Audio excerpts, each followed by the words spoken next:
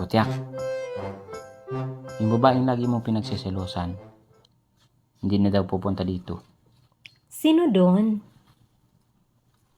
Yung laging nanglalandi sa akin, na kahit nandyan ka, kaya galit na galit ka sa kanya eh.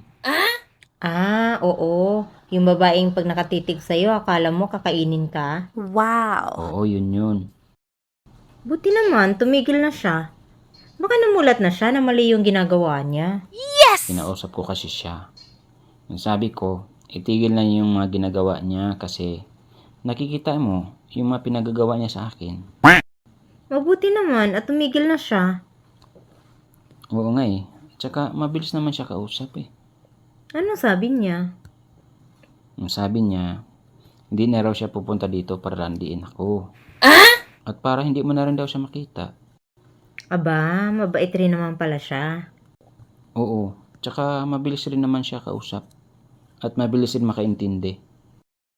Buti nagkasundo na kayo at hindi ka niya landiin. Kundi kakalbuhin ko talaga siya. Oo nga eh. Kasi pag nangangati daw siya, pupuntahan ko na lang daw siya sa bahay niya. Run.